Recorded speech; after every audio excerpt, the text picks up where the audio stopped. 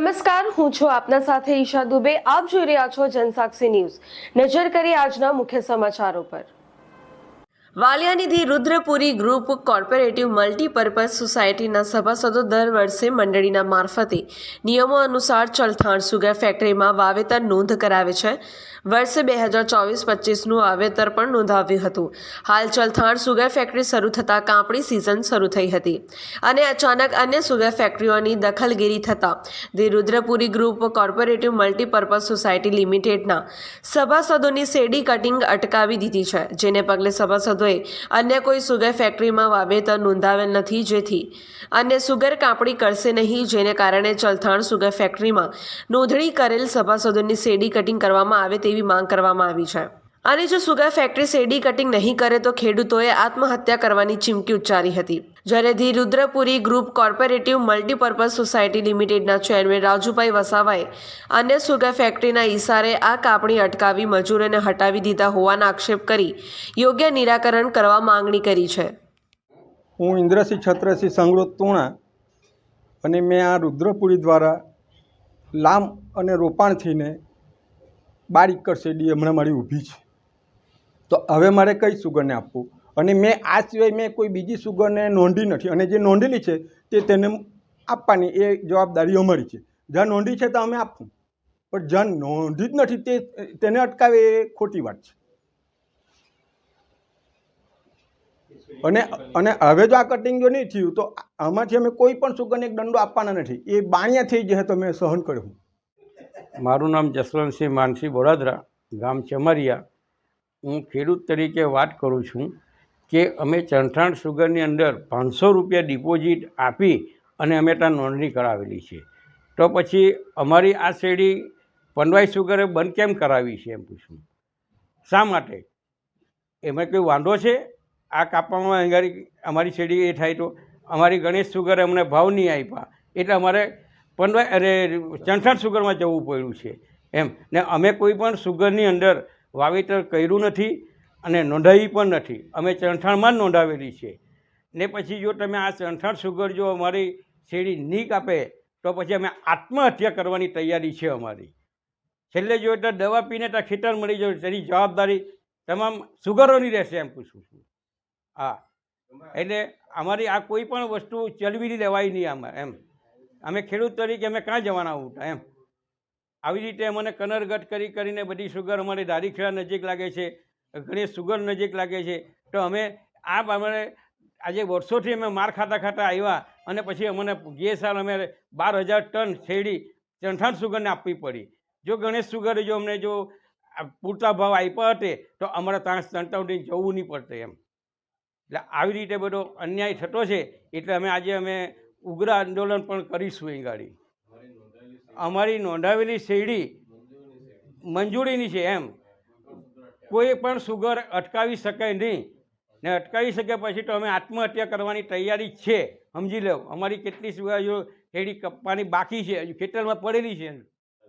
મારી શેરડી રુદ્રપુરી મંડળી વાલિયા મારફતે ચલથાણ સુગરમાં નોંધાવી છે.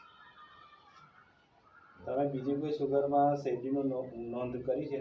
ના, આપણે રુદ્રપુરી સિવાય બીજી કોઈ એમાં નોંધ નથી કરાવી. તમારી શેરડી હાલમાં અને નોંધ જે કરાવી એમાં અમે પહેલાં 500 રૂપિયા ડિપોઝિટ ભરી છે અને પછી એમાં વાવેતર કાર્ડ અમને મળ્યા છે ચલથાણના. અને કાપણી હજુ બાકી છે? કાપણી અમારી બાકી છે. અમુક તો થોડી થઈ અને અડધું ખેતર મૂકીને આ મંડળીએ આ આખી બધી જે હતી આ ટુકડી એને ઉઠાવી લીધી છે. હવે એમાં એવું થયું કે ભાઈ અડધી શેરડી રહી ગઈ તો હવે અમે નથી એમાં પાણી પાઈ શકતા, નથી એમાં કોઈ એ કરી શકતા. આવતી સાલ જે અમારે લેવું જોઈએ તો એ માટે શું કરવું? બીજું કે અમારી જે શેરડી ઊભી છે તે સુકાય છે. પાણી 1 મહિનાથી બંધ કર્યું અમારી શેરડી કાપશે એમ કરીને. તો એ હવે કે હવે કંઈ નક્કી નહીં ને કયા કારણોસર બંધ કરી એ પણ અમે એમાં વિચારાધીન છે. અમે કટિંગ નહીં આવે એના માટે અમે રુદ્રપુરીના પ્રમુખશ્રી અને માન્ય મંત્રીશ્રીનો પણ સંપર્ક કર્યો. તેમણે કીધું કે ભાઈ ચલથાણ સુગરમાં અમે રજૂઆત કરી છે ને પરિણામ આવશે, પણ માનો કે નહીં આવે તો આ ખેડૂતોની શું દશા થશે? હમણાં જ માવઠાની અંદર અમારા બીજા પાકોને એટલું બધું નુકસાન ગયું છે કે ન પૂછો વાત. સાથે સાથે હજુ સરકારે અમને કોઈ વળતર પણ આપ્યું નથી. અધૂરા પુરવાથી આપણે બધા જાણે કે ગુજરાતની અંદર લગભગ 48 કરતાં વધારે ખેડૂતોએ તો આત્મહત્યા કરી લીધી છે. તો અહીંયા પણ કાલે એવા સંજોગો ઊભા થશે તો મારે માન્ય રુદ્રપુરીના પ્રમુખશ્રી અને મંત્રીશ્રી મારફતે જલથાણ સુગરના ચેરમેનશ્રીને પણ આ કહેવું છે કે આ તો કેવી રીતના ચલાવી લેવાશે. કાલે કોઈ ખેડૂત આત્મહત્યા કરશે તો એમાં કોણ જવાબદાર રહેશે. એટલે અને જો આ પ્રમાણે જો અમારી શેરડી તાત્કાલિક ધોરણે નહીં કપાય તો અમે ઉગ્ર આંદોલન કરીશું.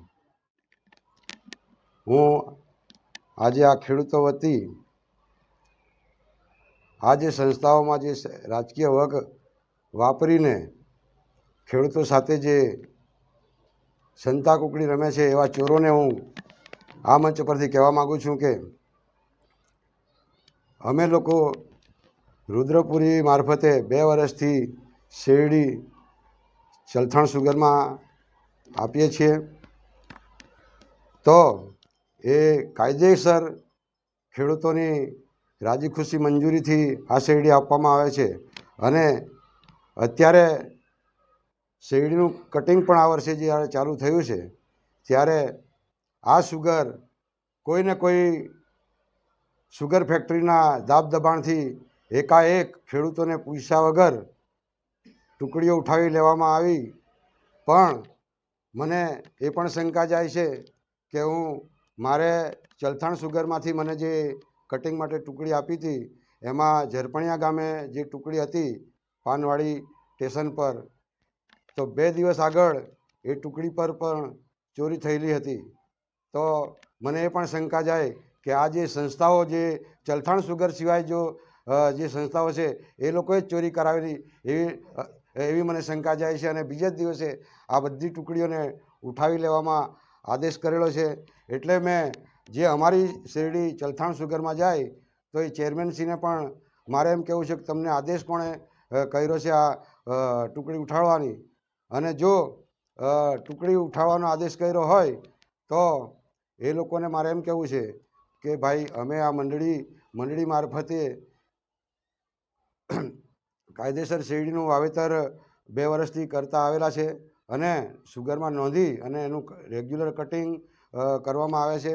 ગયા વર્ષે પણ અમે 12,000થી ઉપર શેરડીનું કટિંગ જલથાણ સુગરમાં મોકલેલું છે અને આજે પણ એનાથી વધારે કટિંગ થવા જઈ રહેલું છે. ત્યારે મારા નજીકમાં જ અમારી જ એક જીવાદોરી સમાન વટારિયા સુગર છે એમાં પણ બધા કોલુંદરો જ ભરાયેલા છે એવું મને લાગી રહેલું છે. ત્યારે એ પણ કશું બોલતા નથી. અને જો સુગરને બચાવવાનો પ્રયત્ન કરતા હોય તો તમે આ ખેડૂતોને પૂરતો ભાવ આપો જેથી કરીને ખેડૂતોને અન્ય કોઈ સુગરના પગથિયા અને દરવાજા ખટખટાવવા ન પડે. તો તમે પહેલાં સુધરો અને ખેડૂતોની વારે આવો તો એમાં આ ખેડૂતોનો હિત હચવાય એવું છે. બાકીને જો રાજકીય વર્ગ વાપરીને તમે આ તમારા રોટલા શેકવામાં આવશે તો એ સુગર બંધ થઈ જશે તો આ ખેડૂતો અતિ પાયમાલ થશે એવું મારું માનવું છે.